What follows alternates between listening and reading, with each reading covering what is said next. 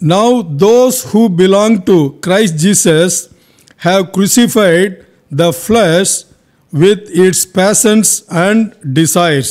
తెలుగులో చదవండి. క్రీస్తు యేసు సంబంధులు శరీరము దాని ఇచ్చలతోనూ దురాశలతోనూ సిలువ వేసి ఉన్నారు. ఆమేన్.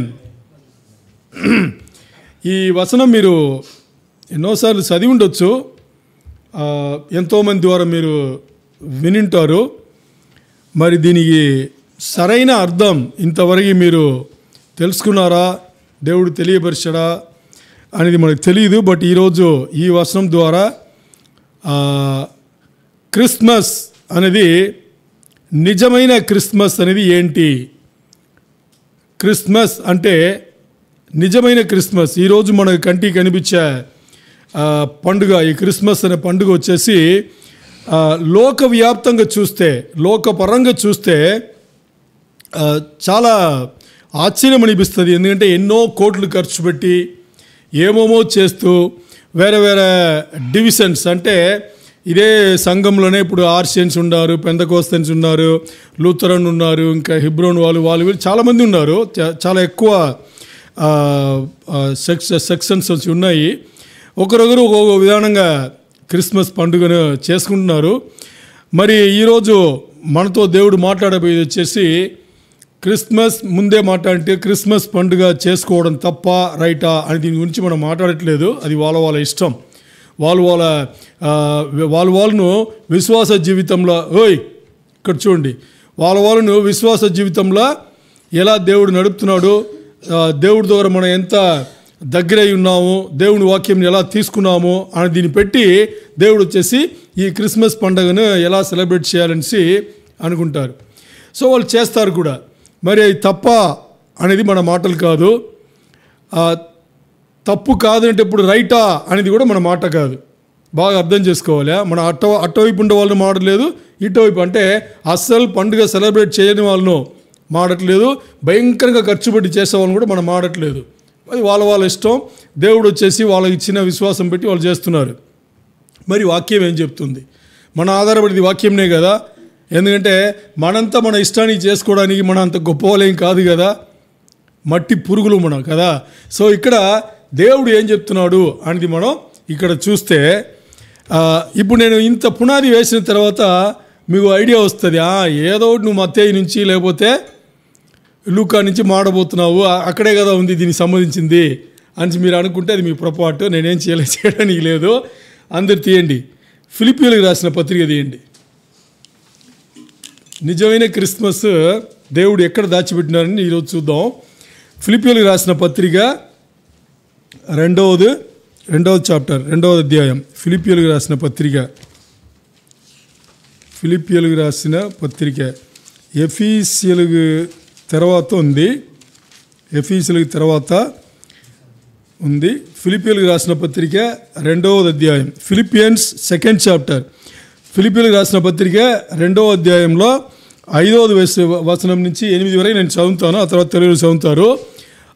దాని ముందు మీరు లోపల ప్రార్థన చేసుకోండి.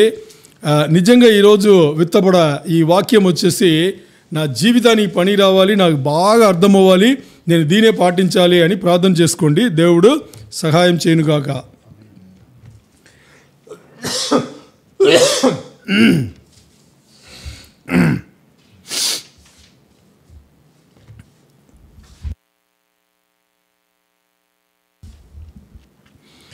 నేను చదువుతున్నాను.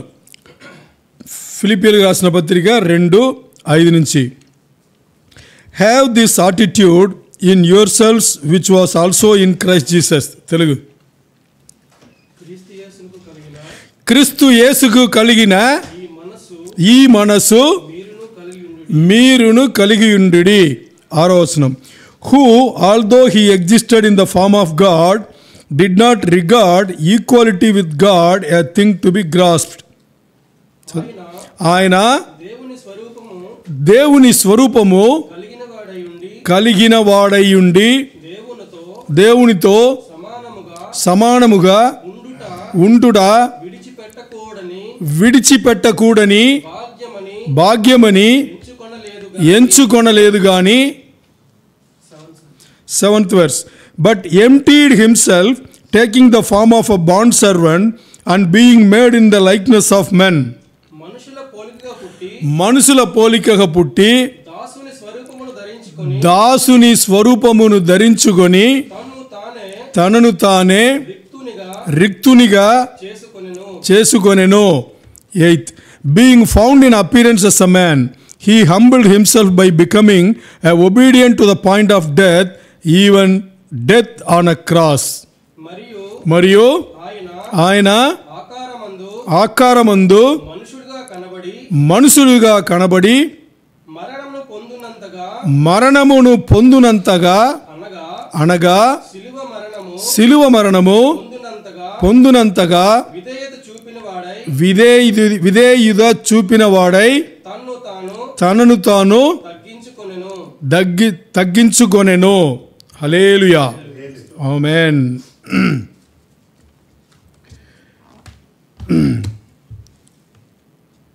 ఇప్పుడు యేసయ్య ఎవరు అని ఎవరిని అడిగితే మీ సమాధానం ఏంటి? యేసయ్య ఎవరు అని మిమ్మల్ని ఎవరిని అడిగారు అనుకోండి, డెఫినెట్గా అడుగుతారు. మనం ఎక్కడన్నా స్వార్థ చెప్పందుకు వెళ్తే అడుగుతారు.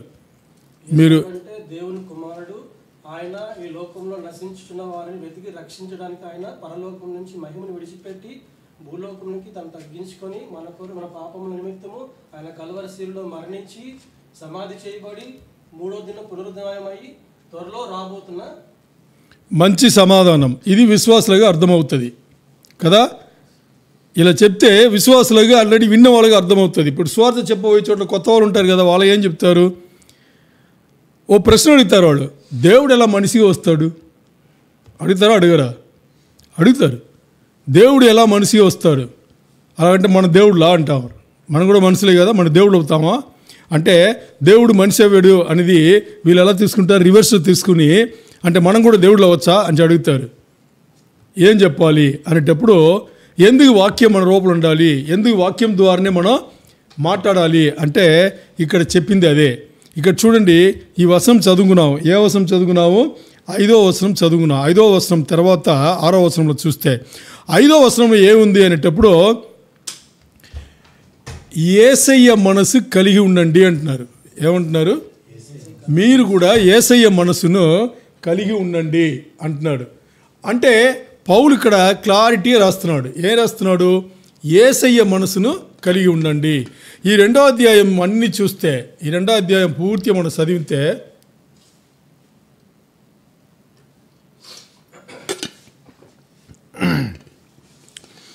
ఈ 2వ అధ్యాయం మొత్తానికి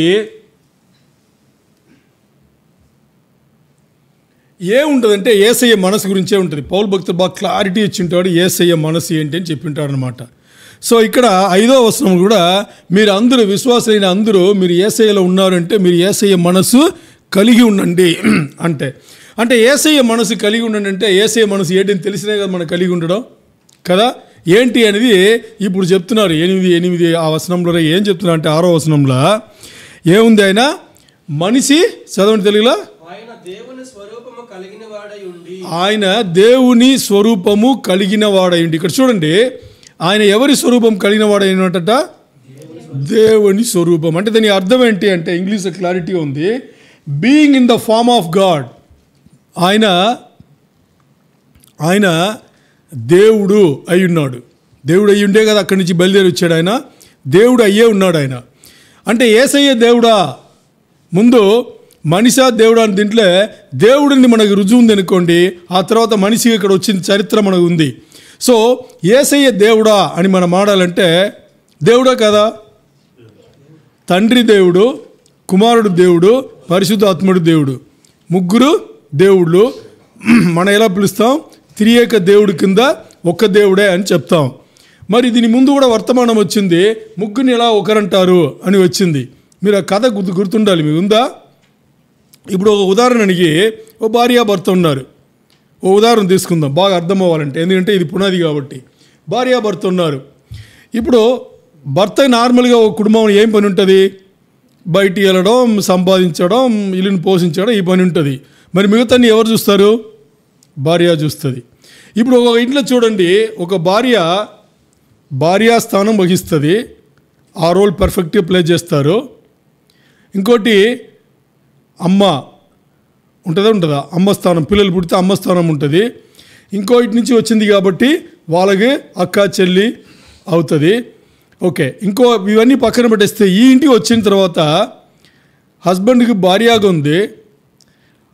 ఆ భార్యగా వచ్చేసి కుట్టుడు పని వచ్చిందనుకోండి, టైలరింగ్ వచ్చిందనుకోండి, ఆ భార్య టైలర్ అవుతుందా లేదా? టైలర్ అవుతుంది. భార్య అనేది ఒక రోలు, టైలర్ అనేది ఒక రోలు. ఇప్పుడు ఆ భార్య ఒక టీచర్గానో ప్రొఫెసర్గానో పనిచేస్తుంది అనుకోండి, బయట వాళ్ళు ఆవిడని ఎలా చూస్తారు? టీచర్గా చూస్తారు, లేకపోతే ప్రొఫెసర్గా చూస్తారు, అంతేనా?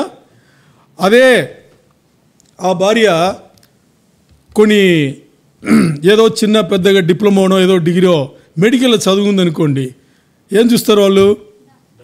ముందు టీచర్గా చేసింది, ఇంకా దాన్ని వదిలేసి ఆ తర్వాత ఈ డిగ్రీ ఉంది కాబట్టి డాక్టర్ అయిపోయింది. ఇప్పుడు ఎన్ని రోల్ ప్లే చేసింది?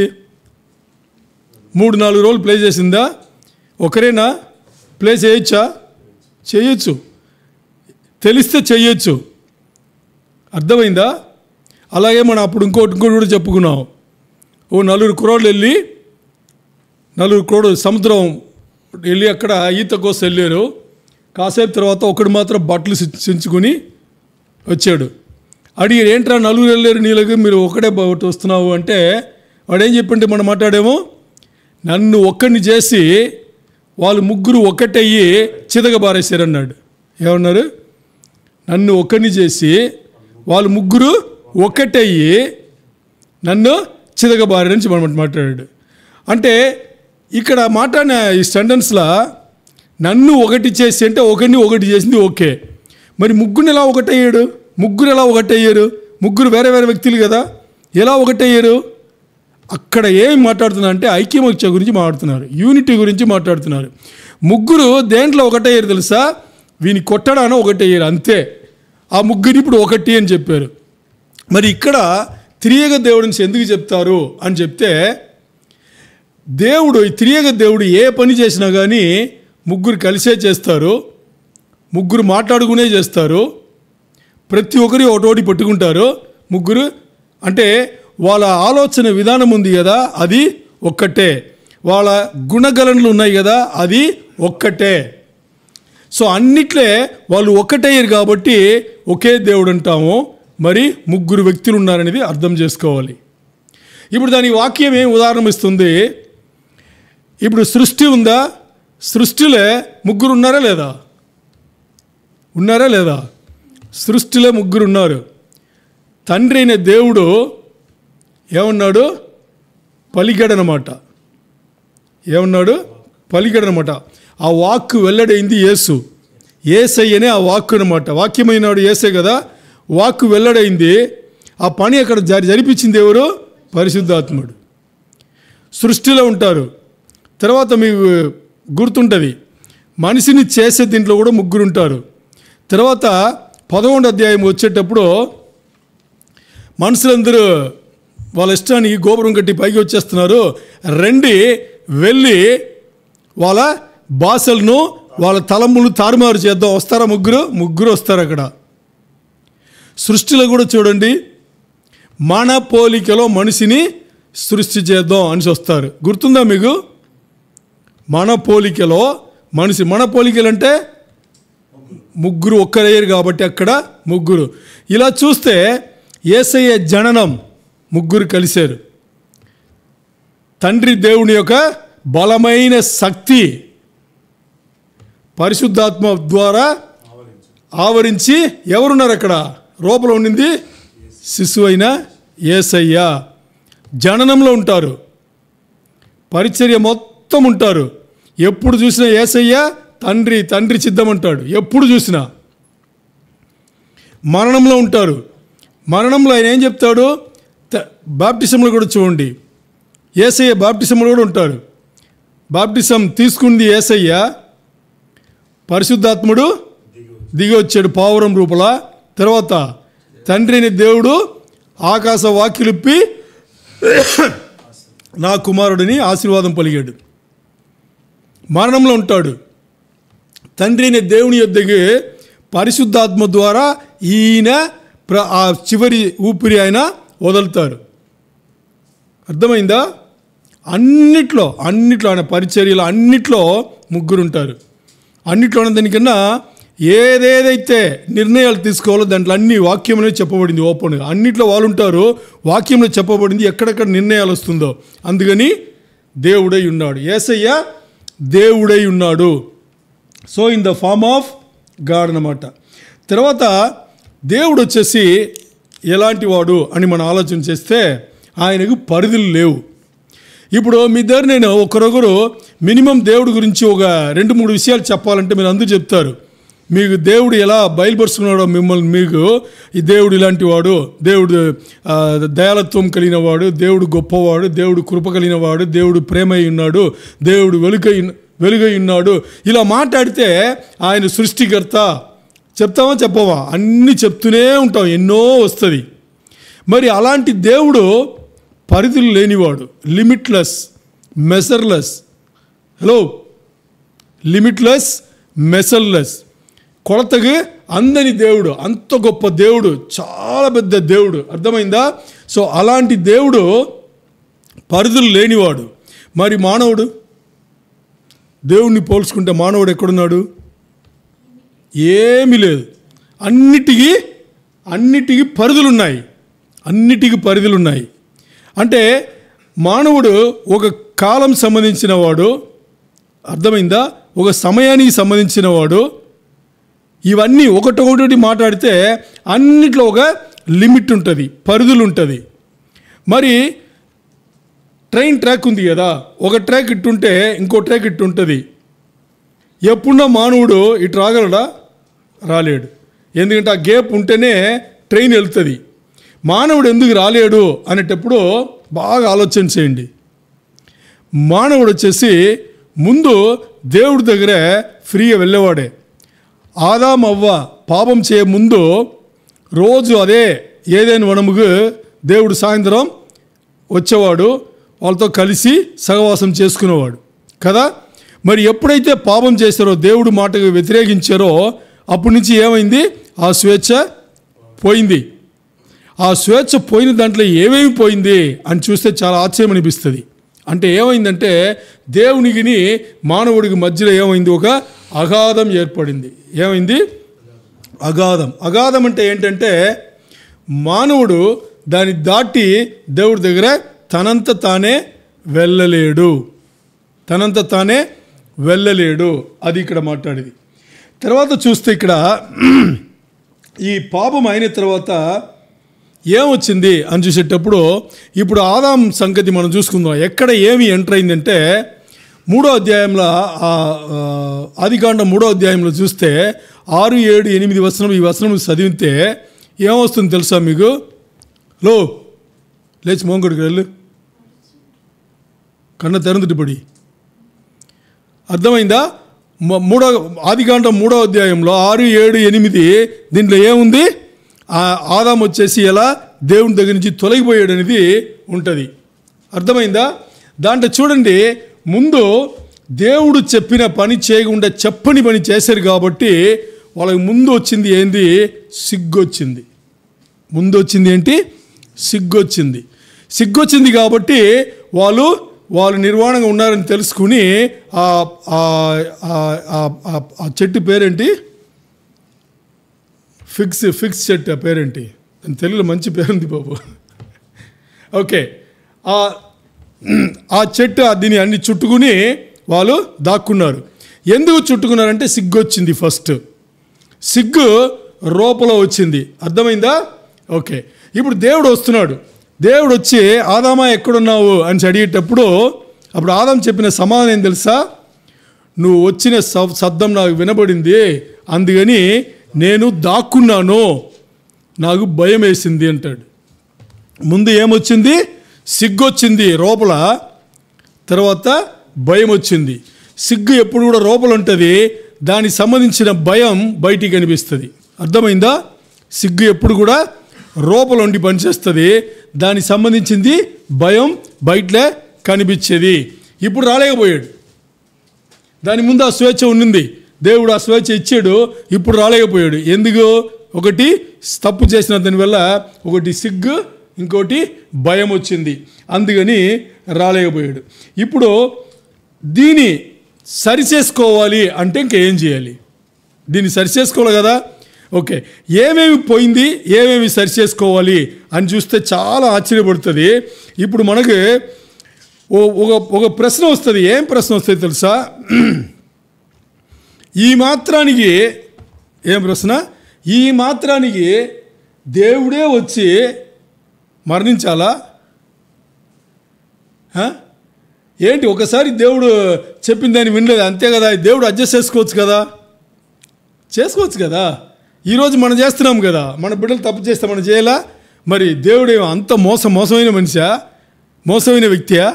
అంత అడ్జస్ట్మెంట్ కూడా చేసుకోడా అంటే చేసుకోడు. అదే ఆన్సర్. దేవుడు అన్నిటినీ సహిస్తాడు కానీ పాపం మాత్రం ఒప్పుకోడు. ఏమి ఒప్పుకోడు? వ్యతిరేకతను, పాపంను ఆయన అస్సలు ఒప్పుకోడు. ఇప్పుడు ఏం చేయాలి? ఒకటి, మనిషన్నా రావాలి, మనిషన్నా దేవుడి దగ్గర రావాలి, లేదు దేవుడన్నా మనిషి దగ్గర రావాలి. అర్థమైందా మీకు ఇంతవరకు? మనిషన్నా దేవుడి దగ్గర రావాలి ఆ స్వేచ్ఛ కావాలంటే, లేదు దేవుడన్నా రావాలి. ఇప్పుడు మనిషి రావడానికి ఏమేమి అడ్డుంది అని చూస్తే ఆశ్చర్యం అనిపిస్తుంది. మనిషి దేవుడి దగ్గర వచ్చి సరిచేసుకోవాలి అంటే ఏమేమి చేస్తే సరిచేసుకోవచ్చు, దేవుని దగ్గర వచ్చు అని చూస్తే చాలా ఆశ్చర్యం అనిపిస్తుంది. అందుకని దేవుడే శరీరధారిగా రావాల్సిన అవసరం పడింది. ఏంటి అదేంటప్పుడే మీ చేతిలో ఉండే పేపర్, మీ చేతిలో పేపర్ ఉంది కదా, ఆ పేపర్లో చూస్తే మీరు చూస్తుండండి. తెలుగు వచ్చిన వాళ్ళు తెలుగు, ఇంగ్లీష్ వచ్చిన వాళ్ళు ఇంగ్లీష్, నేను చెప్తూనే ఉంటాను. మొదటిగా దేనిచ్చి తొలగిపోయాము అంటే మనం చేసిన తప్పు వల్ల దానికి ఓ శిక్ష ఉంది. ఆ శిక్షకు ఇప్పుడు పాపక్షమాపణం తీసుకోవాలి. ఆ పాపక్షమాపణం తీసుకోవడానికి మనిషికి రాదు, తెలియదు. ఆ పాపక్షమాపణం మనిషి చేస్తే అది దేవుడు ఒప్పుకోడు. ఎందుకంటే పాపులు పాపక్షమాపణం డైరెక్ట్గా దేవుడి దగ్గర అడగలేరు.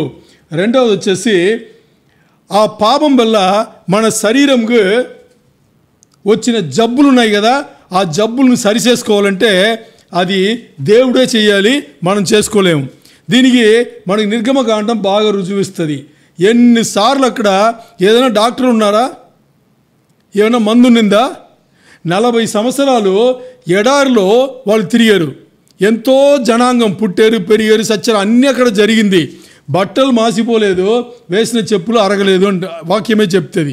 అంటే అక్కడ డాక్టర్లు అవసరం లేదు, మందు మాయం ఏమీ అవసరం లేదు.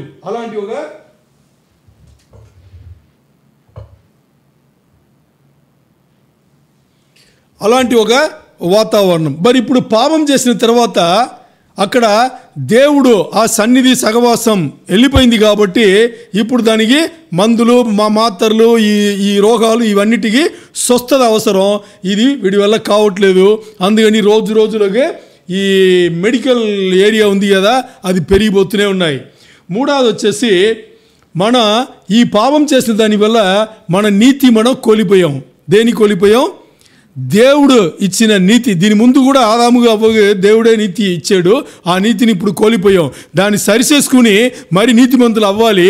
అది మనిషి వల్ల అవ్వే పని అయితే కాదు. తర్వాత ఈ పాపం చేసిన దానివల్ల మనకి రెండో మరణం, ఆత్మీయ మరణం ఉంది కదా. ఈ ఆత్మీయ మరణం తప్పని పరిస్థితి అయిపోయింది. ఇప్పుడు దానిచ్చి మనం తప్పించాలంటే ఇది మనిషి వల్ల అవ్వేది కానే కాదు. చాలా సీరియస్ అయిన మ్యాటర్ మాట్లాడుతున్నాడు దేవుడు ఈరోజు. వినండి, ఎందుకు మనిషిగా దేవుడు వచ్చేసి శరీరధారిగా రావాల్సి వచ్చింది అనేది. తర్వాత వచ్చేసి మన పాపం చేసిన దానివల్ల మన శాపగ్రస్తలమేమో, ఎవరవేమో శాపగ్రస్తం కింద, దాని కింద వచ్చామో.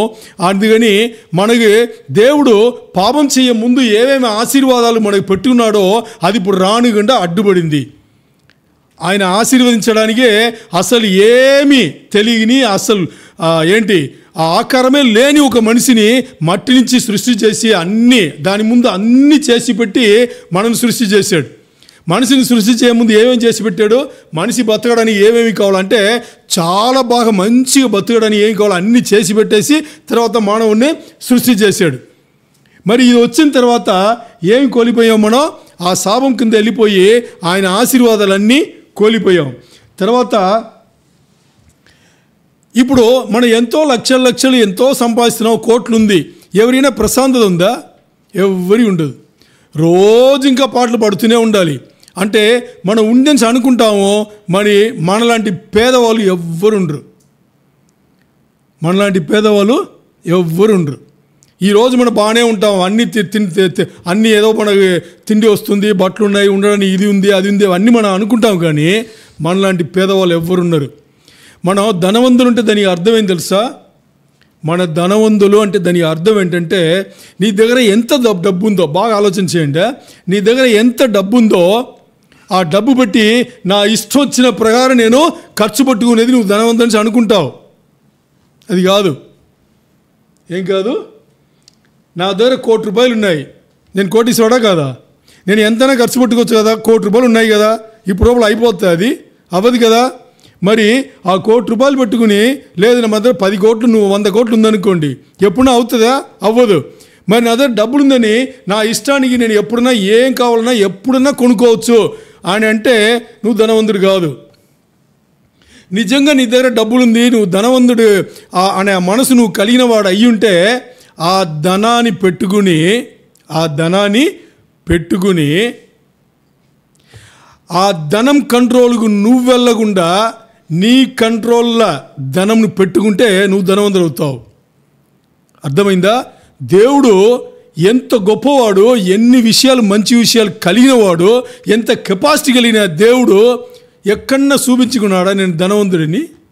ఎందుకు చూపించుకోవాలా? అన్నీ ఆయన కంట్రోల్లో ఉంది కాబట్టి. నీ దగ్గర ఉండే ₹10 ఈరోజు నీ కంట్రోల్లో ఉందా? ఛాన్సే లేదు. నువ్వు అనుకున్న అంటే నీ దగ్గర ₹1,00,00,000 ఉన్నా కానీ ఈరోజు నీ కంట్రోల్ లేదు. ఎందుకంటే నీకే తెలియ ఉంటుంది, పోతూనే ఉంటుంది. అర్థమైందా? సో ఇక్కడ మన పేదరికం ఉంది. ఆ పేదరికంను తీసి మనకి సమృద్ధి అంటే కల్చర్ కదా. సమృద్ధి ఇవ్వడానికి ఆయన మన వల్ల కాదు, అది దానికి ఎవరో కావాలి. ఆ తర్వాత మనకి ఈ జీవితంలో వచ్చేసి మనకి ఈ జీవితంలో ఎంతో అవమానములు జరుగుతుందా లేదా? దీని ముందు జరిగిందా లేదా? అవమానములు జరుగుతూనే ఉంటుంది. ఎందుకని? దాని ముందు అది లేదు. మనిషి పాపం చే ముందుగా అది లేదు. దాని బదులు ఇక్కడ మనకి మహిమగల జీవితం ఇవ్వడానికి మన వల్ల అవుతుందా? కానే కాదు. దాని తర్వాత మనం చేసిన పాపం ద్వారా తండ్రి అయిన దేవుడు మనను నిరాకరించాడనమాట.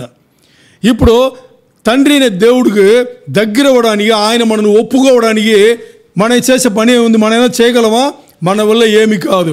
అది ఆయన ఒప్పుకోవాలంటే మనం ముందులాగా ఆదాము అవ్వలు పాపం చేయ ముందులాగా బిడ్డల్లాగా ఒప్పుకోవాలంటే ఇక్కడ ఏం చేయాలి? దానికి మనం ఏదో పని చేయాలి. అది మన వల్ల అవేది కానే కాదు.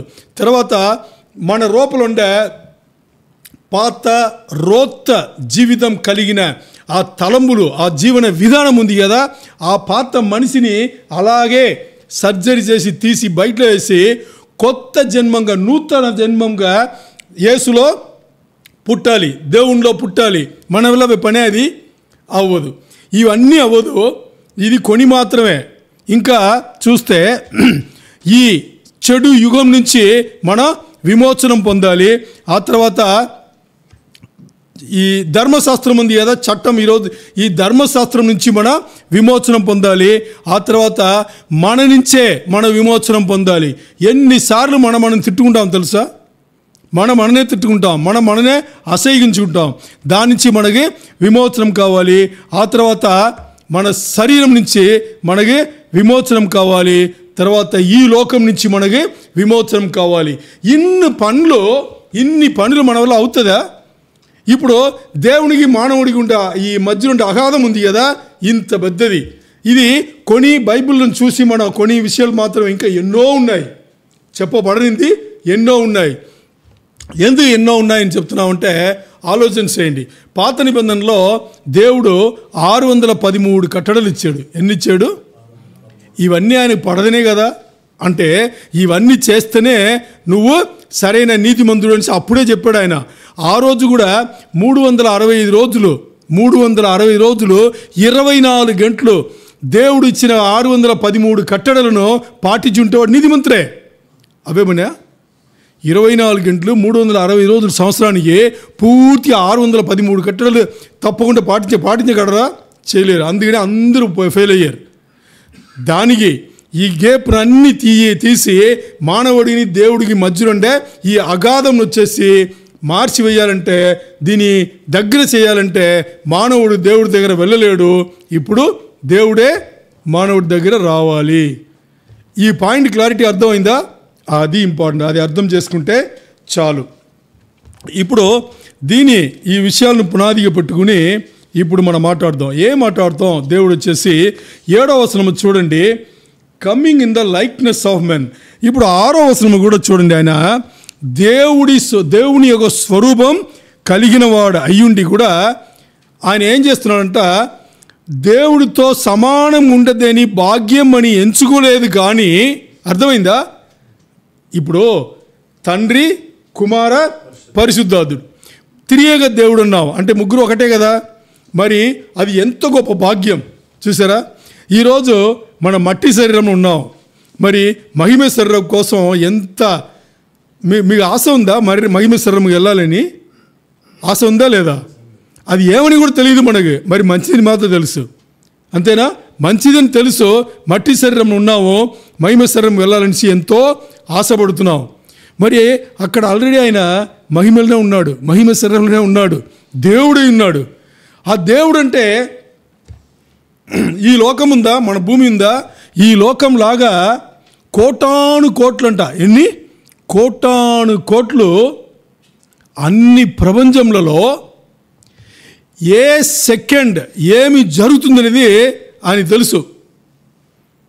ఏ సెకండ్ ఏమి జరిగింది తెలుసు, ఇప్పుడు ఏమి జరగబోతుందని తెలుసు, ఇంకా ఏమి జరుగుతుంది ఎన్ని సంవత్సరాల తర్వాత, 100, 1000, 1,00,000 కోట్ల సంవత్సరాల తర్వాత కూడా ఇన్ని కోటాను కోటి ఈ లోకములలో అన్ని టైంలో కూడా ఏమి జరిగిందో, ఏమి జరుగుతుందో, ఇంకా ఏమి జరగబోతుందో అని తెలిసిన ఆయన ఎవరు? దేవుడు. ఎవరు? యేసయ్య. అర్థమైందా? అంత గొప్ప దేవుడు, అంత పెద్ద దేవుడు ఆయన ఏం చేశాడంట, ఆ స్థానం నుంచి దిగి వచ్చేది అనేది ఆయన తప్పుగా ఎంచుకోలేదంట. అంటే దేవునికి నేను ఈక్వల్గా ఉండేది ఆయన ఒక భాగ్యమని ఆయన ఎంచుకోకుండా దాన్ని వదిలి దాన్ని విడిచి కింద రావడానికి ఆయన పూనుకున్నాడు అనేది. ఇప్పుడు 7వ వచనంలో 2వ భాగం చూస్తే మనిషి రూపంగా వచ్చాడంట. ఏ రూపంగా? మనిషిడు స్వరూపమై వచ్చాడు అని ఉంది. ఆలోచన చేయండి, ఎంత పెద్ద దేవుడు, ఎంత గొప్ప దేవుడు. అంత పెద్ద దేవుడు దేనికి సంబంధించాడు తెలుసా? దేనికి సంబంధించాడు తెలుసా?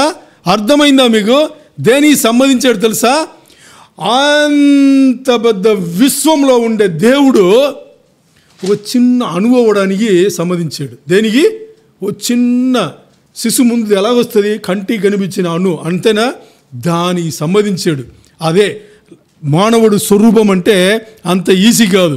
దానికి సంబంధించి ఆయన వచ్చాడు. ఎందుకు వచ్చాడు? ఆ అగాధంను ఫిల్అప్ చేయాలి, అగాధంను తగ్గించి మనిషిని దేవుడిని ఒక్కటి చేయాలి. అందుకని దేవుడు యేసయ్య అలా దిగి ఆయన వచ్చి ఆయన యేసు జీసస్ అనే పేరు పెట్టుకుని ఆయన వచ్చాడు. ఆ యేసు జీసస్ అనే పేరుకు అర్థమే రక్షణ. అర్థమే ఏంటి? రక్షణ.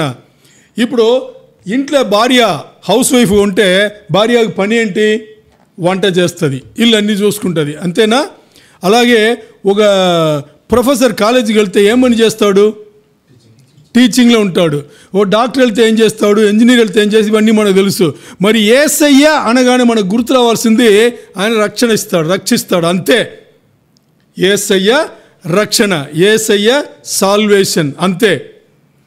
ఆయన దీనికోసమే ఇమానుయేల్ పేరు వచ్చింది. ఎందుకు తెలుసా? గాడ్ విత్ అస్, దేవుడు మనతో ఉన్నాడు. ఎందుకు అనేటప్పుడు మనుషులు దేవుడు అవ్వలేరు, మరి దేవుడు మనిషిగా అవ్వచ్చు అనేది. సరే, ఇప్పుడు మనిషిగా వచ్చిన యేసయ్యకు మనుషులు పడిన పాటలన్నీ తెలుసా? మన ఇబ్బందులు, ఇక్కట్లు ఇవన్నీ ఆయన తెలుసా తెలీదా? ఎలా చెప్తున్నారు తెలుసని? ఆయన సృష్టికర్త అంటే దేవుడు.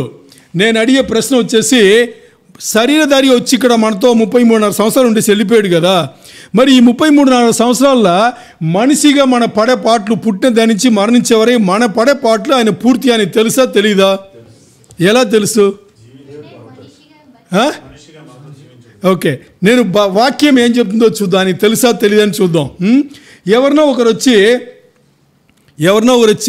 యేసయ్య దగ్గర, యేసయ్య మీకు ఎవరన్నా బాగా దగ్గరైన వాళ్ళు మోసం చేస్తే మీకు ఆ బాధ తెలుసా అని అడిగితే, ఇది మనసులో వచ్చే బాధనే కదా.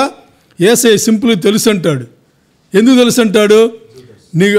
నీకు తెలుసో తెలియదో, నాకు 12 మంది శిష్యులు ఉండేవాళ్ళు, దాంట్లో ఒక శిష్యుడు ఏం చేశాడు, 3.5 సంవత్సరాలు నాతోనే ఉండి కడే లాస్ట్ వచ్చేసి ఓ ముద్దు పెట్టి నేను అమ్మేసాడు అంటాడు. చెప్తాడా చెప్పడా? చెప్తాడు. తర్వాత నీకు ఏంటి ఆకలి దాహం దప్పులు అంటే నీకు ఏమన్నా తెలుసా అంటాడు అని మనం అడిగామనుకోండి, తెలుసా తెలీదా? తెలుసు. ఎక్కడ తెలుసు? 40 days ఆయన ఉపవాసం ఉన్నాడు. తర్వాత ఎక్కడ? క్రాస్లా, ఎక్కడ? సిలువలో ఆయనకి లాస్ట్లో ఆకలి దాహం రెండిట్లో పోయాడని తెలుసు, లేదని తెలుసు.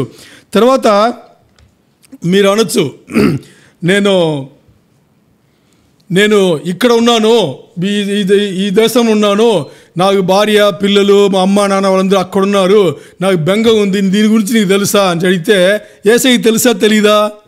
తెలుసు. సిలువలో ఉండేటప్పుడు వాళ్ళ అమ్మని చూసి చెప్తాడు, యేసయ్య చెప్తాడు ఏమని? యోహాను చూసుకోమంటాడు. బెంగ లేకుండా చెప్పాడా? తెలుసు. ఇంకేం తెలుసు? తర్వాత నీకు దగ్గరైన వాళ్ళు ఏమైనా చనిపోతే ఆ బాధ నీకు తెలుసా అని అడిగితే యేసయ్య తెలుసు అంటాడా తెలియదు అంటాడా? తెలుసు అని చెప్తాడు. ఎందుకు? తన స్నేహితుడు లాజరస్ చనిపోయాడు, వాళ్ళ అక్క చెల్లెలు మరియ మార్తా నువ్వు ఉండింటే ఇది జరగదని బాధపడ్డారు, ఆ బాధ నాకేంటో తెలుసు అంటాడు. ఇంకా నేను తప్పే చేయలేదు, నన్ను అందరూ వేలెత్తి చూపించారు, ఆ బాధ నీకు తెలుసా అని అడిగితే యేసయ్యకి తెలుసు. చెప్తాడు, పొందు పిలాతు ముందు నిలబడేటప్పుడు నేనేం పాపం ఎరగలేదు, ఏం తప్పు చేయలేదు, అందరు నన్ను వేలెత్తి చూపించారు అంటాడు. ఇంకా యేసయ్య నేను చాలా మంచివాడిని, నన్ను అనవసరంగా ఏం చేస్తున్నారు, సందేహపడుతున్నారు అని అడిగితే దీని గురించి నీకు ఏం తెలుసు అని అడిగితే తెలుసా తెలీదా? తెలుసు. ఎలా తెలుసా? నేను సమరయ స్త్రీ స్వార్థ చెప్తుంటే నా శిష్యులే వచ్చి చూసి నన్ను అనుమానించారు, ఏంటి ఈయన ఆవిడతో ఏం పని అని చెప్పి ఇలా చూస్తే మీరు ఏమేమి మన జీవితంలో ఉన్నాయో అన్నీ కూడా యేసయ్య అనుభవించాడు ఇక్కడ. ఎలా? దేవుడిగా కాదు, మనిషిగా. అందుకని ఆయనకు తెలుసు. 1 కాదు 2 కాదు 100,000 ఆయనకు తెలుసు. అన్నీ మన పడిన ఇబ్బందులు ఇక్కట్లు అన్నీ తెలుసు. ఎందుకంటే ముందు మీ దగ్గర పేపర్లో ఉన్నది అన్నీ ఆ అగాధంను తక్కువ చేయాలంటే ఇవన్నీ తెలిస్తేనే కదా తెలిస్తేనే తక్కువ చేయందుకు అవకాశం ఉంది. సరే, ఇప్పుడు యేసయ్య పరలోకం విడిచి వచ్చాడు కదా. పరలోకం విడిచి వచ్చేటప్పుడు ఆయన దైవత్వం వదిలేడా? దైవత్వమును వదిలేసి వచ్చాడా? బాగా ఆలోచన చేయండి. ఈరోజు వర్తమానం ఎందుకు ప్రత్యేకమైంది? డైటీ గాడ్నెస్ అర్థమైందా? ఆయన దేవుడు, ఆయన దైవత్వం ఉంది కదా, దాన్ని వదిలిపెట్టి వచ్చాడా? కానే కాదు. ఎందుకంటే ఇప్పుడు మనను దూరపడిసింది ఎవరు? మన పాపం చేసాం. ఆదాము అవ్వ పితరుల ద్వారా పాపం జరిగితే మనను ఒప్పుకోనింది ఎవరు? తన్ని తోసింది ఎవరు? ఏదైనా మనం నుంచి తండ్రి అయిన దేవుడు. అంతేనా? తండ్రి అయిన దేవుడు మనను ఒప్పుకోలేదు. పాపం సహించని దేవుడు కాబట్టి తండ్రి అయిన దేవుడు మనను ఒప్పుకోలేదు. ఇప్పుడు అలాంటి తండ్రి అయిన దేవుడి దగ్గర మానవులు, పరిధులు కలిగిన మానవులు, తప్పులు చేసిన మానవులు, పాపం చేసిన మానవులను కలపాలి అంటే మనిషి వల్ల అవుతుందా? అవ్వదు. ఇంకో దేవుడు వల్ల అవుతుందా? ఇంకో దేవుడు ఉన్నారు కదా ఎంతోమంది, వాళ్ళ వల్ల అవుతుందా? అవ్వదు. ఎందుకంటే నేను చెప్తా. ఇప్పుడు ఆనందరాజు ఉన్నాడు. ఆనందరాజు, మీ ఊరు ఏ ఊరు? మీరు వైజాగ్లో నడుపూరు కదా. నేను చెన్నైలో ఉన్నాను, లేదు బాబురావు అనుకుంటా. బాబురావు చెన్నైలో ఉన్నాడు. ఇప్పుడు బాబురావును ఆనందరాజును గొడవ వచ్చింది అనుకుందాం. మీరు చేసుకోరులే, గొడవ వచ్చిందని అనుకుందాం. ఇప్పుడు ఆనందరాజు తన తరపు నుంచి వైజాగ్ వాళ్ళని తీసుకొచ్చి మధ్యస్థ మాట్లాడితే బాబురావు ఒప్పుకుంటాడా? ఒప్పుకోడు. ఎందుకు? వాళ్ళందరూ ఆనందరాజుకి సపోర్ట్ చేస్తారని. పోనీ చెన్నై వాళ్ళు తీసుకొచ్చి బాబురావు వచ్చేసి మధ్యస్థంగా పెట్టుకుంటే ఆనందరాజు ఒప్పుకుంటాడా? ఒప్పుకోడు. ఎందుకు? వాళ్ళకి సపోర్ట్గా మాట్లాడతాడని. మరి మధ్యస్థం ఎవరు చేయాలి? ఇటు లేకుండా అట్టు లేకుండా ఎవరో ఒకరు చేయాలి. అంతేనా? అప్పుడు ఒప్పుకోవచ్చు. అందుకని దేవుడు ఏం చేశాడంటే మనిషి కాకుండా దేవుడు కాకుండా రెండు కలిగిన ఒక క్యారెక్టర్ అవసరం పడింది. అర్థం చేసుకోండి. యేసయ్య ఎందుకు శరీరధారిగా రావాలనేది మనిషిగా ఉండకూడదు, దేవుడు కూడా ఉండకూడదు. రెండు కలిపిన ఒక స్వరూపం ధరించుకుని, ఒక ఆకారం ధరించుకుని రావాలి. అలాంటి గుణగణాలు కలిగిన వాళ్ళని ఉండాలి అని చెప్పేసి ఇమ్మానుయేల్ కింద వచ్చాడు. ఇమ్మానుయేల్ అంటే గాడ్ అండ్ మ్యాన్ రేస్. దేవుడు మనిషి కలిసి పనిచేయడం, అది ఇమ్మానుయేల్ అని చెప్పేసి యేసయ్య శరీరధారిగా వచ్చింది. మరి ఆయన దైవత్వంను ఆయన వదల్లా. ఎందుకు దైవత్వంను వదలలేదంటే దైవత్వం అంటే డైటీ, ఆ గాడ్లీనెస్ను వదిలేస్తే దేవుడి దగ్గర వెళ్ళలేడు. అర్థమైందా? ఆ దైవత్వం వదిలేస్తే దేవుడి దగ్గర వెళ్ళలేడు. మరి శరీరధారిగా రాలేదంటే మనుషుల గురించి తెలియదు. అందుకని దేవుని ప్రణాళికలో ఏముంది? ఇమ్మానుయేల్ అని చెప్పేసి దేవుడు మనిషి కలిసి రావాలి అని చెప్పేసి వచ్చింది. మరి యేసయ్య దైవత్వం వదలుకోలేదు. మరి శరీరధారి అయిన తర్వాత పూర్తిగా మనిషి ఏం చేయాలో అది మాత్రమే చేశాడు. బాగా అర్థం చేసుకోవాలి. మీరు అనొచ్చు, ఎన్నో అద్భుతాలు చేశాడు కదా దేవుడు, యేసయ్య చేశాడు కదా, మరి ఎలా దేవుడుగా ఉంటే కదా చేశాడంటే నో, ప్లీజ్ అండర్స్టాండ్. యేసయ్య అద్భుతములు అన్నీ చేశాడు కదా, అన్నీ ఆయన మనిషిగా ఉండే చేశాడు. ఏం చేశాడు? మనిషిగా ఉండే చేశాడు. ఎందుకు మనిషిగా ఉండే ఆయన వల్ల అవింది? ఈరోజు మనం కూడా విశ్వాసులే కదా, మనకు కూడా అవన్నీ ఇచ్చాడు కదా, మన వల్ల ఎందుకు అవ్వట్లేదంటే ఆయన పుట్టుగానే పాపం లేని పుట్టుగా, పుట్టిన తర్వాత కూడా మరణించే వరకు తండ్రి దగ్గర వెళ్ళే వరకు తండ్రి చిత్తం మాత్రమే నెరవేర్చాడు, కానీ ఒక్క పాపం కూడా ఎరగలేదు. అర్థమైందా? అందుకని ఆయన ప్రార్థన చేసి తండ్రి అప్పచెప్పి ఏం చేసినా కానీ తండ్రి ఎస్ అన్నాడు, పరిశుద్ధాత్మ పని చేశాడు, పని జరిగింది. మనం అలాంటి స్థాయికి వెళితే శిష్యులుగా జరిగిందా లేదా? పేతురు చేశాడు, పౌలు చేశాడు. ఎందుకు చేశారు? వాళ్ళు కూడా అలాంటి జీవితం జీవించారు కాబట్టి వాళ్ళకి అయింది. ఈరోజు కూడా మనం అలాంటి జీవితం జీవిస్తే మనకు కూడా యేసయ్య చేసిన అద్భుతములు, పౌలు పేతురులు అందరూ చేసిన అద్భుతాలు మనం కూడా చేయగలం. ఇంకా ఏం వదిలిపెట్టాడు ఆయన పరలోకం నుంచి దిగి వచ్చేటప్పుడు మహిమను వదిలిపెట్టాడు. దేని వదిలిపెట్టాడు? మహిమను వదిలిపెట్టాడు. అంటే మహిమ అంటే మనం ఇప్పుడు మాట్లాడుకున్నాం, మనం మట్టి శరీరంలో ఉన్నాం, మహిమ శరీరం కోసం భయంకరంగా ఎదురు చూస్తున్నాం. అది అర్థమైన వాళ్ళకి తెలుసు. మహిమ శరీరం కోసం ఎందుకు మహిమ శరీరం కోసం ఎదురు చూస్తున్నాం అంటే మహిమ శరీరంలో బట్టల ఖర్చు ఉండదు, తిండి ఖర్చు ఉండదు, ఇంటికి అద్దె కట్టాల్సిన అవసరం ఉండదు, జబ్బులు రావు. ఏముండదు? జబ్బులు రావు.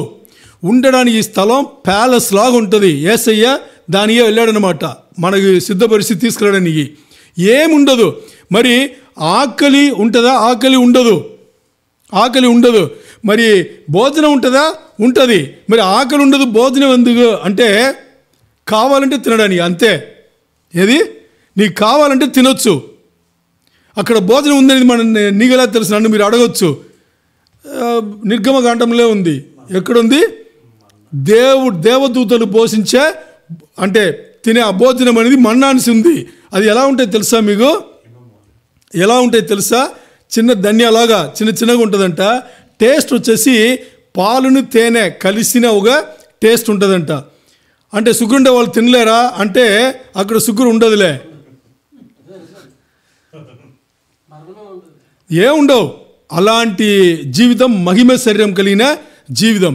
ఆలోచన చేయండి, దానికి మనం తాపత్రయపడుతుంటే అక్కడి నుంచి కావాలని తెలిసి ఆయన మహిమను వదులుకుని ఆయన ఎక్కడ వస్తున్నాడు, ఇక్కడ శరీరధారి వస్తున్నాడు. దేనికోసం వచ్చాడు? ఒకే ఒక్క పర్పస్, అంతే, మనను దేవుడితో కలపాలి, అంతే. దీని తప్పితే ఇంకేలేదు. దానికోసం ఆయన ఏం చేశాడు? దేవుని స్వరూపం అని ముందు చెప్పింది.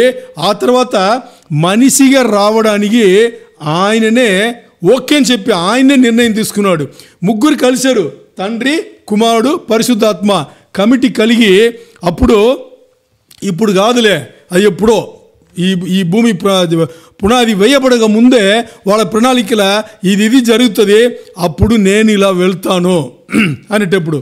ఇప్పుడు వాళ్ళ సంభాషణ చూస్తే మనకు కొంచెం డీప్గా వెళ్తే ఆ సంభాషణలో చూస్తే, ఇప్పుడు యేసయ్య ఒకవేళ ప్రపోజ్ చేసి ఉండొచ్చు. ఎందుకు యేసయ్య ప్రపోజ్ చేసి ఉండాలి? తండ్రే ప్రపోజ్ చేసి ఉండొచ్చు కదా అనొచ్చు. మరి తండ్రి ప్రపోజ్ చేసేది ఉంటే ఏదైనా మనం నుంచి తన్ని తరమడు కదా, పాపం చేసామని చెప్పేసి అయిపోయింది.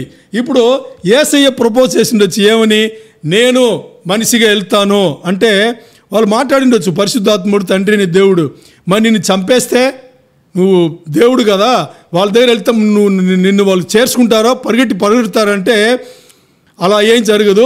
నేను దేవుడిగా వెళ్ళను, మనిషిగా వెళ్తా. మనిషిగా వెళ్తే నిన్ను చంపేస్తారు కదా, నువ్వు వెళ్ళి ఏదో బోధిస్తావు, చంపేస్తారు అంటే చంపని, వాళ్ళతో నేను ఉంటాను, చంపని. నీ దగ్గరనే రారు కదా, అది కూడా పర్లేదు, దాన్ని నేను మేనేజ్. ఇవన్నీ వాళ్ళ కమిటీలో నిర్ణయం చేసుకునే ఆయన శరీరధారిగా వచ్చి ఉండాలి, అంతేనా? ఓకే, శరీరధారిగా వచ్చింది దేనికోసం? ఈ అగాధంను తక్కువ చేసి వాళ్ళతో దేవుడితో కలపడానికి. సో ముందు దేవుని స్వరూపం, దాని తర్వాత ఆ మహిమను వదిలిపెట్టి మానవ స్వరూపంగా ఆయన వచ్చాడనమాట. ఇప్పుడు మానవ స్వరూపంగా వచ్చిన తర్వాత అదే 7వ వచనం ముందు ఏం చెప్తుందో తెలుసా? ఆయనను రిత్తునిగా చేసుకున్నాడంట. He emptied himself. ఏమనింది? He emptied himself. ఎవరైనా చేయగలరా అది? ఆలోచన చేయండి. ఈరోజు మనుషులు మనం పరిధులు కలిగిన వాళ్ళే, మన వల్ల అవుతుంది, మనం చేసుకుంటామా? చెయ్యము. ఆయన ఏమీ లేనివాడయ్యాడంట. ఎందుకు చూడండి, నేను ఇది మాట్లాడను, మీ ముందుండే పేపర్ ఒకటొకటి ఫుల్ఫిల్ అవుతూనే ఉంటుంది. మీ ముందు పేపర్ ఉంచబడిందా, ఆ విషయాలన్నీ కూడా దీంట్లో వస్తూనే ఉంటుందన్నమాట. అందుకే ముందే మీకు ఇవ్వబడింది. సో ఆయన రిత్తునిగా చేసుకున్నాడంటే ఆయన ఎంత గొప్ప మహిమ కలిగినవాడు, దేవుని స్వరూపం కలిగినవాడు, అన్ని సంపదలు ఉంది ఆయనకి, అన్ని విషయంలో సంపూర్ణంగా, అన్ని విషయాల సంపూర్ణంగా ఉండే ఆయన ఏమి లేకుండా చేసుకుని వచ్చాడు అంటే దానికి అర్థం ఏంటి? ఏమి లేకుండా ఉండే మనను ఆయనలో కలపడానికి. ఇప్పుడు చూడండి, మీ దగ్గర పేపర్ అన్నీ దీంట్లో ఫుల్ఫిల్ అవుతుంది, దాంట్లో ఏమి మనకి లేవు, ఇవన్నీ దేవుడి దగ్గర ఉంది. ఆయన శరీరధారిగా వచ్చి మన స్థానంలో, మన జీవితంలో, మన స్థానంలో ఆయన మన విషయాలు, మన లోటుబాట్లు అన్నీ ఆయన పైన వేసుకునేటప్పుడు ఆయన దగ్గర ఉండే మంచి విషయాలన్నీ మనకు వస్తుంది, మన దగ్గర ఉండే లేనిపోని విషయాలన్నీ ఆయన తీసుకున్నాడు. ఇక్కడ ఒక దైవీక మార్పిడి జరిగింది, అర్థం చేసుకోవాలి. ఆయన ఎందుకు రిత్తునిగా చేసుకున్నాడు? అన్నీ మన దగ్గర ఏమేమి మనం కోల్పోయామో పాపం చేసి, పితరుల ద్వారా మనం చేసిన పాపం ద్వారా ఏమేమి కోల్పోయామో ఇవన్నీ ఆయన దగ్గర సంపూర్ణంగా ఉంది, పరిపూర్ణంగా ఉంది.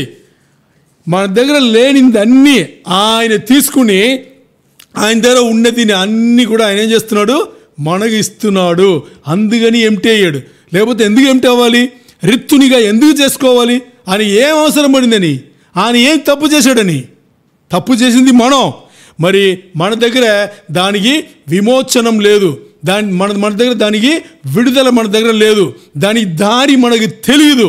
అందుకని ఆయన్నే రావాల్సి వచ్చింది, ఆయన్నే చేశాడు. ఇంకోటి చూడండి, ఇంకా ఎంత తగ్గించుకున్నాడంట.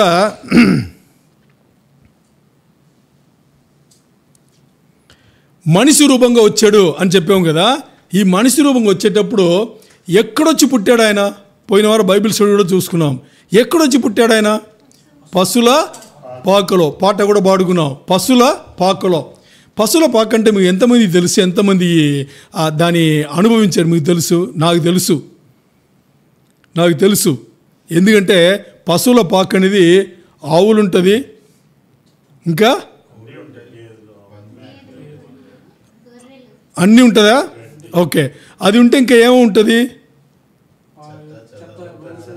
మీరు అన్నీ డీసెంట్గా మాట్లాడుతున్నారు, కొంచెం పచ్చిగా మాట్లాడుకుందాం. పేడ వేస్తుందా? ఉచ్చబ వస్తుందా? ఈ రెండు కలిస్తే ఏమవుతుంది? దాన్ని 2 రోజులు అలాగ వదిలేస్తే ఏమవుతుంది? అది పశువుల పాక. అర్థమైందా? ఎందుకంటే మా ఇంట్లో నేను చిన్న ఉండేప్పుడు నాకు ఆ పని ఇచ్చారు. ఈ రెండు కలిపి నేను ఇంకో చోట్ల తీసుకెళ్ళి పెట్టాలి, విలేజ్ కాబట్టి. దాని కంపు అలా ఉంటుంది. మరి ఆ రోజు అది కంపులాగా అనిపించలే. ఎందుకు తెలుసా? రోజు ఆ కంపులనే ఉన్నాము కాబట్టి అలవాటైపోతుంది కదా, అలాగైపోయింది. అది అంత ఘోరంగా ఉంటుంది, దాన్ని సహించుకోలేము. మరి ఎవరు వచ్చారు దానికి? అక్కడొచ్చి ఎవరొచ్చి పడ్డారు? దేవుడు. ఆలోచన చేయండి, ఆయన పుట్టుగా మనకు వర్తమానం ఇస్తుంది. ఆయన ఎంత దగ్గుచుకున్నాడో. అంత ఒక మోసమైన వాతావరణంలో పుట్టడానికి ఆయన సిద్ధపడ్డాడు అనేది ఇక్కడ ఇంపార్టెంట్. ఎందుకు సిద్ధపడ్డాడు అంటే అలాంటి రోక్త జీవితం మన జీవితం. ఆ జీవితం పోయి మన దగ్గరని తీసి ఆయన ఉన్న ఆ మహిమ, పరలోకం నుండి ఆయన మహిమ గల జీవితం ఉందే, ఆ జీవితం మనకి ఇవ్వాలంటే ఆయన ఈ కష్టం అనుభవించాలి. మనం అనుకుంటాం సిలువలో ఆయన ఎక్కించిన తర్వాతనే అన్ని కష్టాలు పడ్డాడు అని మనం అనుకుంటాం. ఈయన జూదాస్ ఇస్కరియోత్ వచ్చేసి ముద్దు పెట్టి అమ్మిన తర్వాత ఇంకా అన్నీ అలా జరిగింది, అప్పుడు కష్టపడ్డాడు అనేది ఆలోచన చేస్తే పుట్టుక నుంచి ఆయన కష్టపడ్డాడు. పుట్టుకనే ఒక వర్తమానం. సో అక్కడ మొదలయ్యి చివరి వరకు, మరణం వరకు ఆయన మనం ఏమేమి కోల్పోయామో ఆ అన్నిటినీ ఆయన సంపూర్ణంగా పెట్టుకునే వ్యక్తి. మనకు లేనిదన్నీ ఇచ్చేసి ఆయన పుట్టుకనిచ్చే ఇవన్నీ పనులు చేస్తూ వచ్చాడనమాట. ఇంకోటి చూస్తే 6వ వచనంలో చివరి భాగంలో చాలా అద్భుతంగా ఉంటుంది. ఏముంటుంది తెలుసా? ఆయన దేవుడు ఆ స్వరూపం ధరించుకుని ఉన్నా కానీ ఏమి వదిలిపెట్టడం భాగ్యమని ఎంచుకోలేదంటే, అంటే దేవునితో సమానం ఉండదు భాగ్యమే. దేవుడికి సమానం అనేది భాగ్యమే కదా, ముగ్గురే కదా. ఆ దాని భాగ్యమని ఎంచుకోలేకుండా దిగి వచ్చాడంట. దానికి అర్థం ఏం తెలుసా? ఆయనంతో వచ్చాడు అని అర్థం. ఎవరు ఫోర్స్ చేసి యేసు తండ్రి అయిన దేవుడో పరిశుద్ధాత్ముడో లేకపోతే మనసులో ఫోర్స్ చేసి మనుషులు వచ్చేసి దేవా నువ్వు శరీరధారి రా, మేము పడబాట్లని చూసుకో, ఆ తర్వాత మమ్మల్ని రక్షించి ఎవరు అడగల. తండ్రి అయిన దేవుడు లేదు పరిశుద్ధ ఆత్మ కూడా చెప్పి ఫోర్స్ చేసి నువ్వు వెళ్ళు అని అనలే. ఆయనంతగా నిర్ణయం తీసుకుని వచ్చాడు అనేది చాలా చాలా ఇంపార్టెంట్. అంటే ఏం అర్థం అవ్వాలంటే, ఈ రక్షణ అనేది చాలామందికి అర్థం కాదు. బాప్టిజం తీసుకుని పరిశుద్ధాత్మ నడిపి ఉన్న చాలామందికి రక్షణ మనకు కలిగింది అని సరిగ్గా ఇంకా అర్థం కాని వాళ్ళే ఎక్కువ ఉన్నారు. కానీ ఈ రక్షణ వెనకాల ఎంత వెల చెల్లించబడింది, ఎంత కష్టాలున్నాయి, ఎన్ని ఇక్కట్లున్నాయి, ఎన్ని ఇబ్బందులున్నాయి ఎవరికన్నా తెలుసా? తెలిస్తే వాళ్ళ జీవితం ఎలాగుంటుంది ఒక్కసారి మీరు ఆలోచించండి. అది తెలిస్తే వాళ్ళ జీవితం ఎలాగుంటుంది. ఇంకా చూడండి 8వ వచనంలో ఇంకా ఆశ్చర్యం. ఆయన మానవుడిగా మాత్రం రాలా, దేవ స్వభావం ఉన్న కలిగిన వ్యక్తి. మానవుడు మాత్రం రాలా, రిత్తునిగా ఆయన ఎంటి మాత్రం చేసుకోలే, దాసుని స్వరూపం కలిగి వచ్చాడంట. ఎవరి స్వరూపం?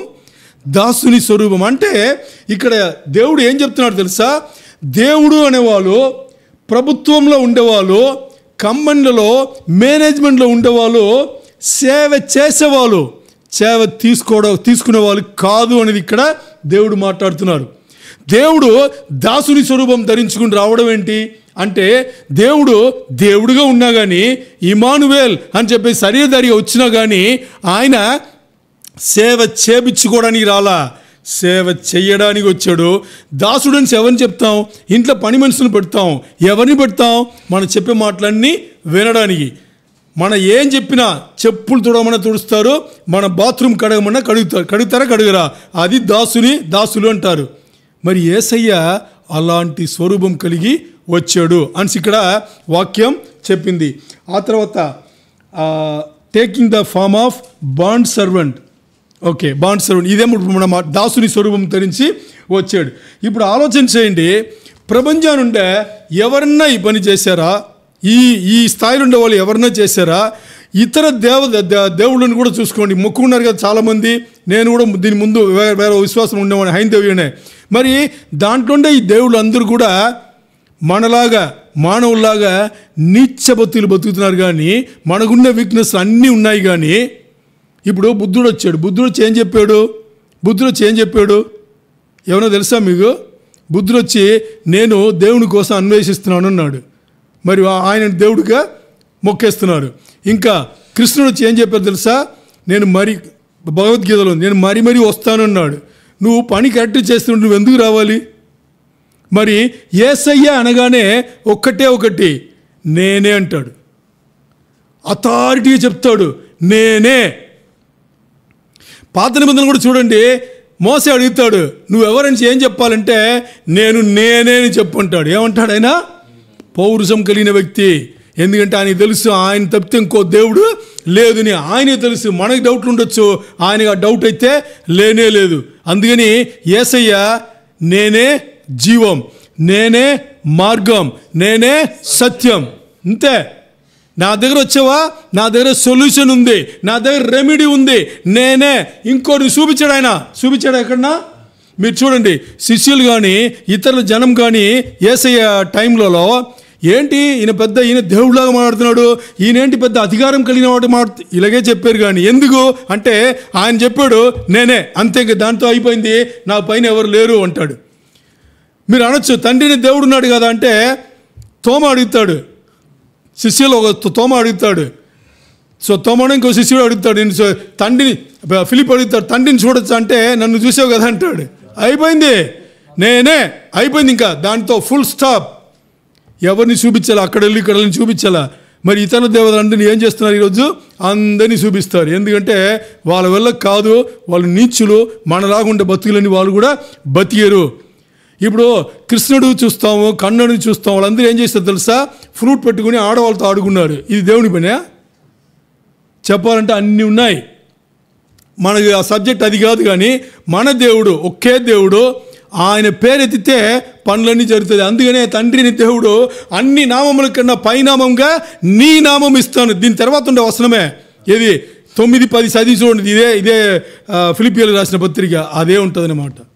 సో ఇక్కడ యేసయ్య అంటే రక్షణ, యేసయ్య అంటే ఫుల్ స్టాప్, యేసయ్య అంటే దాంతో ముగింపు, అంతే, దానికన్నా పైకి ఇంకోటి లేనే లేదు.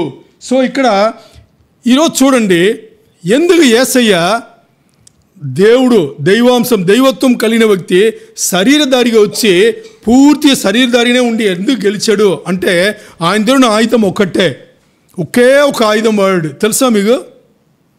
ఒకే ఒక ఆయుధమే వాడు. ఎప్పుడు కూడా చూడండి ఆ ఒక్క ఆయుధమే వాడాడు. ఆ ఆయుధం ఏం తెలుసా?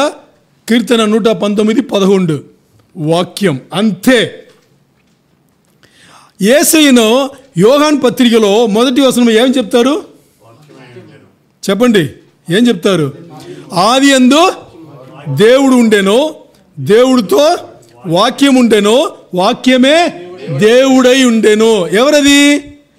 ఆ వాక్యమే తర్వాత శరీరధారయ్యి ఆది సంబూధుడిగా వచ్చాడంట. అర్థమైందా? ఆది సంబూధుడైన ఆయన శరీరధారి వచ్చాడంట. అంటే వాక్యమే ఆయననే వాక్యం. ఆయన లోపల శరీరధారి వచ్చినా కూడా ఆయన పెట్టుకున్న ఆయుధం ఏంటి? వాక్యం ఒకటే. ఆ వాక్యం పెట్టుకుని అన్ని పనులు చేశాడు. ఈరోజు అలాంటి వాక్యం మన దగ్గర ఉందా? అలాంటి వాక్యం మన దగ్గర ఉందా? ఇదొకటి. ఇంకోటి, ఇప్పుడు క్రిస్మస్ గురించి మాట్లాడుకుందాం. ఇంతవరకు మాట్లాడింది క్రిస్మసే. ఇప్పుడు క్రిస్మస్ గురించి టచ్ చేస్తే మరియా, యోసేపు కదా. మరియా ఏం చేసింది? గబ్రియల్ దూత వర్తమానం తీసుకురాగానే దేవుని చిత్తం నెరవేరును కాగానింది. అనిందా లేదా? దేని ఒడిగట్టింది తెలుసా? ఆ మాట పలిగిందా? దేవుని చిత్తం నెరవేరును గాక అని గబ్రియల్ దూత చెప్తే దేని ఒడిగట్టింది తెలుసా? వాళ్ళ సంస్కృతిలో, వాళ్ళ కల్చర్లో ఏముంది? ఎంగేజ్మెంట్ ముందు, ప్రధానం తర్వాత. అంటే ఎంగేజ్మెంట్ అంటే నిశ్చయదార్థం అంటారు. తర్వాత చేసేది ప్రధానం, బెట్రోతలు అంటారు. ఆ తర్వాత వెడ్డింగ్, మ్యారేజ్ అంటే పెళ్ళి అంటారు. ఇక్కడ ఆవిడకి ఎంగేజ్మెంట్ అయిపోయింది, బెట్రోతలు కూడా అయిపోయింది. వాళ్ళ సంస్కృతిలో ఇంకొక సంవత్సరంలో పెళ్లి జరగాలి. దీని మధ్యలో వీళ్ళ ఇద్దరు విడివిడిగా కానీ కలిసి కానీ తప్పు చేసి, లైంగికంగా ఏమైనా తప్పు చేసి ఇద్దరు సాక్షులు రుజువు అయితే ఊరు బయట తరిమి రాళ్లతో కొట్టి చంపేది వాళ్ళ శిక్ష విధానం. అర్థమైందా? మరి మరియమ్మ దేనికి ఒడిగట్టింది? దేవుని చిత్తం నెరవేరును కాదంటే నీకు ఆల్రెడీ ప్రధానం అయిపోయింది, ఇంకా వచ్చే రోజుల్లో పెళ్ళి. నువ్వు దేనికి సరైన చెప్తున్నావు? నాకు దీనికి సంబంధించి ఏమి జరిగినా, ఏంటి దీనికి సంబంధించి ఏమి జరిగినా అంటే రాళ్లతో కొట్టి చంపినా నేను దేవుని చిత్తం నెరవేర్చడానికి రెడీ. క్రిస్మస్ వెనకాల యేసయ్య పడిన అన్ని పాటలున్నాయి, మరియమ్మ తీసుకునే ఈ నిర్ణయం ఉన్నాయి. ఇటువైపు యోసేపు నీతిమంతుడు నుంచి వాక్యం చెప్తుంది. నీతిమంతుడైన యోసేపు దేనికి తెగించాడు తెలుసా? ఆ రోజు నైట్ నిద్రపోతున్నాడు. ఏం నిర్ణయం తీసుకుని? మరియమ్మ గర్భవతిగా ఉంది, నేను సైలెంట్గా వదిలేస్తాను, ఎందుకంటే నీతిమంతుడు కాబట్టి వదిలేస్తాను పడుకున్నవాడిని దేవుడు చెప్తే ఆ యోసేపు దేనికి తెగించాడు? మరణానికి తెగించాడు. దేనికి తెగించాడు? మరణానికి తెగించాడు. మరణానికి తెగించి ఏం చేశాడు? మరియమ్మ దగ్గర వెళ్ళి భార్యగా ఒప్పుకుని మరి బెత్లెహేంకి వెళ్ళి ఏం చేశారు? ఆ రికార్డులన్నీ చేసుకున్నారు భార్యాభర్త కింద. ఇప్పుడు క్రిస్మస్ వెనకాల యేసయ్య పుట్టుక నుంచి మరణం వరకు ఏమి జరిగింది, తర్వాత మరియమ్మ నిర్ణయం ఏంటి, యోసేపు నిర్ణయం ఏంటి అంటే ఈ ముగ్గురు వాళ్ళకి సంబంధించిన విషయాలన్నీ కోల్పోయినట్టే కదా. ఈ ముగ్గురు వాళ్ళకి సంబంధించిన విషయాలు దేవునికి ఏది వ్యతిరేకతగా ఉందో ఇవన్నీ వదిలిపెట్టారు కదా. మరి ఈరోజు ఈ క్రిస్మస్ పండుగను సెలబ్రేట్ చేసుకోవడానికి నీ దగ్గర ఉన్న దేని వదిలిపెడితే నువ్వు హక్కుదారి అవుతావనేది దేవుడు మాట్లాడుతున్నాడు. అర్థమైందా? బలూన్లు పెట్టేస్తున్నావు, కలర్గా అన్ని ఇక్కడ తగిలించేస్తున్నావు. మరి దాని వెనకాల ఏముందో తెలుసా? ఆలోచన చేయండి. ఈరోజు ఆ క్రిస్మస్ను మన పండుగ చేసుకోవాలి అంటే మన ఏం వదిలిపెట్టాలి? దేవుని బలిపీఠంలో ఈరోజు నా పాత రోత జీవితంలో మీ ముందు ఇవ్వబడిన ఈ పేపర్లో ఉండే ఈ విషయాలు, ఈ అగాధం యేసయ్య దగ్గర చేశాడా, మన దాన్ని అందుకున్నామా అనే ఒక నిశ్చయం లేకుండా క్రిస్మస్ గురించి ఎలా మాట్లాడేస్తున్నాం చెప్పండి? అర్థమైందా? మరి పండుగ చేసుకోవచ్చు. ఈ అగాధం తప్పించండి. ఏదైతే అగాధం మానవుడికి దేవునికి మధ్యలో ఈ అగాధం ఉందో దీన్ని తప్పించి దేవునికి దగ్గరయ్యే అప్పుడు పండగ చేసుకోవచ్చు, తప్పేం కాదు. మరి ఇప్పుడు ఇవన్నీ పెట్టుకుని మన ఈ క్రిస్మస్ దీని పండగ ఈ బుడగలు అంటే అదే బలూన్ కూర్చోవడం, సౌండ్ ఇవ్వడం, లేకపోతే ఇంకా ఏమేమో కలర్గా రంగులుగా ఇవన్నీ ఏంటి ప్రశ్న? యేసయ్య ఆయన పని చేశాడు, మరియమ్మ ఆవిడ పని చేసింది, యోసేపు పని చేసుకున్నారు. దీన్ని పాటించిన శిష్యులు ఆలోచన చేయండి. ఇవన్నీ ఎరిగిన శిష్యులు అద్భుత శక్తులు అన్నీ దేవుడు ఇచ్చాడు. మనకు ఈరోజు ఎందుకు లేదు? ఆలోచన చేయండి. ఈ అగాధం నింపబడాలి అంటే మనం ఏం చేయాలి అని ఈరోజు దేవుడు మాట్లాడుతున్నాడు అన్నమాట. ఆలోచన ఇంకోటి చూడండి. దేవుడుగా వచ్చిన యేసయ్య దేవుడు శరీరధారి రెండైన యేసయ్య ఒకసారి శిష్యులు వచ్చేసి ఒక ప్రశ్న వేస్తున్నాడు, ముగింపు ఎప్పుడు అని అడుగుతారా? యేసయ్య ఏం చెప్తాడు? తెలియదంటాడు. దేవునికి తెలియదా? దేవునికి తెలుసా? తెలీదా? తెలుసు. యేసయ్యకి తెలీదా? తెలుసు. ఎందుకు తెలియదని చెప్పాడు? మీరేం ఆలోచన చేయాలంటే తెలిసిన ఒక దీని తెలియదని చెప్పడానికి ఒక కంట్రోల్ కావాలి. దానే స్వేచ్ఛ అంటారు. అర్థం చేసుకోండి. మన దగ్గర చాలా విషయములు ఉన్నాయి, విచ్చలవిడిగా ఖర్చు పెట్టేది కాదు. దాన్ని నీ కంట్రోల్లో పెట్టుకుని చేయడమే స్వేచ్ఛ.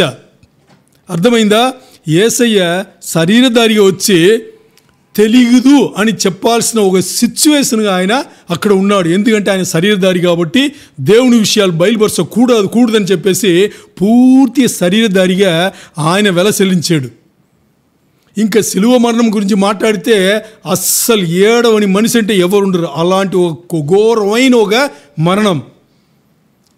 ఇంత వెల యేసయ్య చెల్లిస్తే మరియమ్మ, యోసేపు, తర్వాత శిష్యులు వీళ్ళందరూ చేసిన దానికి ఈరోజు మన జీవితం ఎంత దగ్గరే దూరంగా ఉంది అనేది ఆ పేపర్ని పెట్టుకుని ప్రార్థన చేయండి. ఏం చేయాలి, ఏం మారాలి, దేంట్లో వదులుకోవాలి, యేసయ్య బలిపీఠంలో ఈరోజు మనం ఏమేమి పెడితే ఈ అగాధంను మన జీవితం నుంచి తొలగించుకోగలము అని దీని గురించి మనం ఆలోచన చేస్తే అప్పుడు మనకి అర్థమవుతుంది. Praise the lord.